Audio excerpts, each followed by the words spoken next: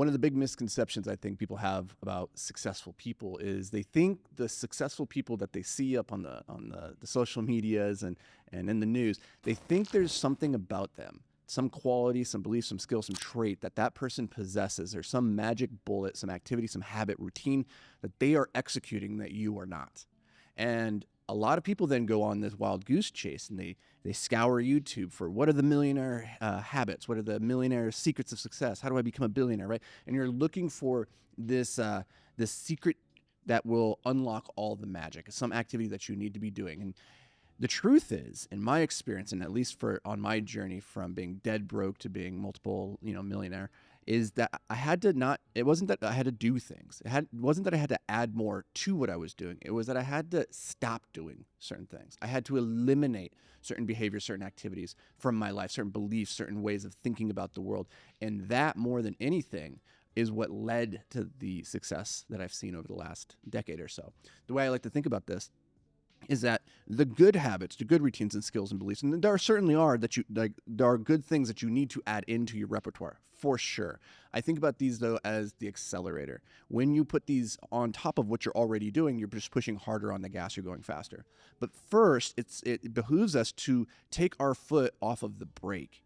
And these bad habits, these things that you have to stop doing, that is going to help you in the beginning far more than stacking on and pushing harder on the gas pedal. First, let's take our foot off the brake, and then we can start stacking. So if you do one of these 7 things, focus on eliminating it from your life first before you start to try overly stacking the good positive habits on top of it. Number 1 is you have to stop complaining.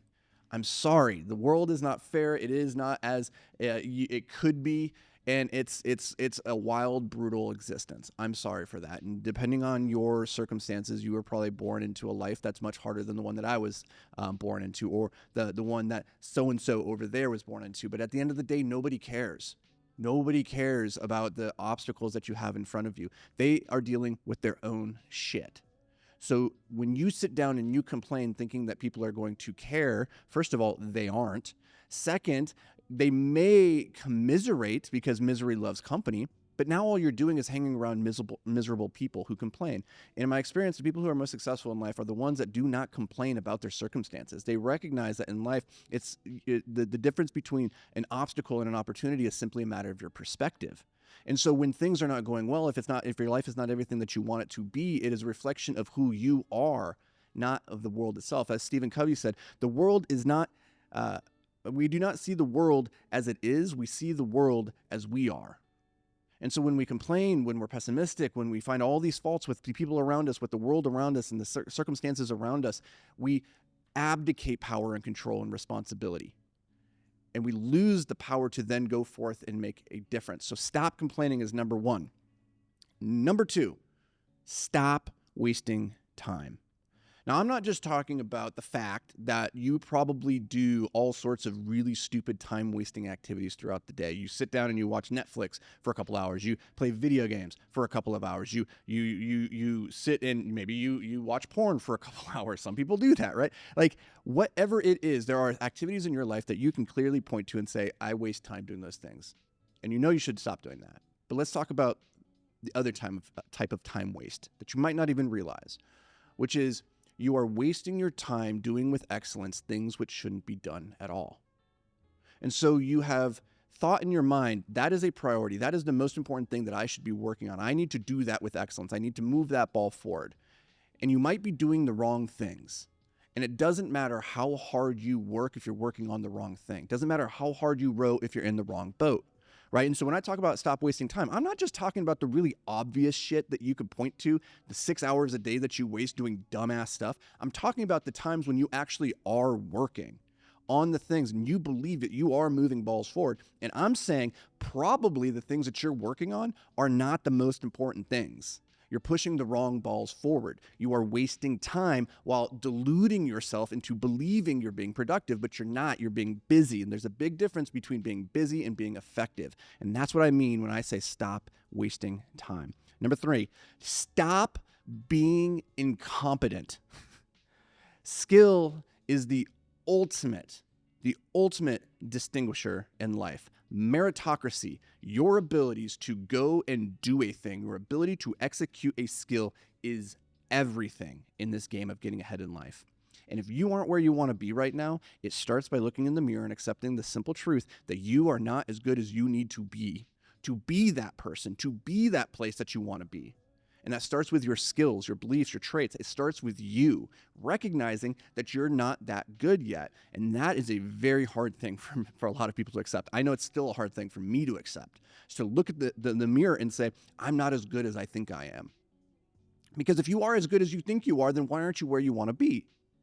And so they can't both coexist in the same world. Something has to give. And it's probably that you're just not good enough. So stop being incompetent. Skill, competence, ability to go out and be a potent weapon in the world for good. That is the thing that's going to help you distinguish yourself. Number 4, you need to stop procrastinating. Stop procrastinating. When you have an idea or when you have this activity, this thing that you know you need to do, your ability to act in spite of your motivation or your lack thereof, your ability to do the work regardless of your mood is the baseline foundational prerogative or prerequisite for being successful in life. If you can't motivate yourself to do the activity, then the universe will have to motivate you to do it yourself. Let me use an example of this. For many years, I wasn't the most diligent with my oral hygiene. Right? When I was in my teens and my 20s, I didn't brush my teeth or floss frequently enough, like at all. And that wasn't a problem for many, many years, right? I didn't have the ability to discipline myself, and nobody was coming and looking over my shoulder and making sure that I was doing the thing. And as a result, it wasn't getting done. Well, on a long enough time frame, the universe eventually decided to step in. And the universe said, well, okay, if you're not going to do the work that's required, I'm going to take from you something. And it took from me a tooth that died. And it took that moment to go, holy crap, there are consequences. It might take a long time for those consequences to play out, but me not doing the work, not holding myself accountable, regardless of the mood that I'm in, eventually I will have to pay the price for that. And the more that you can connect that in the moment to the activities that need to be done, the less likely you are to procrastinate on the activities you actually need to be executing. All right, number 5, you need to stop overconsuming. You need to stop over-consuming food. You need to stop over-consuming social media content. Stop putting so much into your brain and instead focus on producing, on creating. I talk about this dichotomy between curiosity and creativity all the time, right? To be able to go out and have this magical effect on the world, you need to combine these two things, which is the ability to collect dots, but then also to connect those dots. But there comes a point when you have too many dots, when you're just over-consuming and you're not doing anything with those dots. And that's the trap that I find most people fall into. But if we were to rewind that just even more simply and just say, hey, consume exactly what you need and no more. Imagine where you could be in the next year with your health if you stopped over-consuming food. And every meal you just sat down and you didn't worry about anything else. You didn't worry about your macros. You didn't worry about anything like I don't eat sugars or carbs or what the fuck ever. Like if all you did was said, I'm not going to over-consume. I'm going to eat exactly what my body needs. You would lose weight. You would get in better shape. Like that one thing. So stop over-consuming. Number 7, stop associating with pessimists. Stop surrounding yourself with cynics, with critics, with people who look at the world and see all the reasons why it's broken, all the reasons why a thing won't work. This goes back to the very first one, which I said was you need to stop complaining. It's very easy. Remember, complainers love misery or love company, right? If you surround yourself with people who are always looking for reasons why the world is out to get them, why things aren't right and everything's broken, then that will become your worldview. And the thing is that pessimists get to be right, but optimists get to change the world.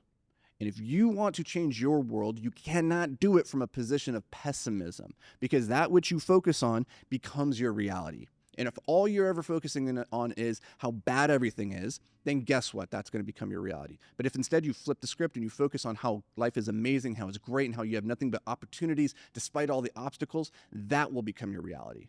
So stop surrounding yourself with pessimists. This is why we say that your network is your net worth. If you surround yourself with alcoholics, you're going to become an alcoholic. If you surround yourself with optimistic, badass millionaires, then you, my friend, are probably going to become a badass, optimistic millionaire.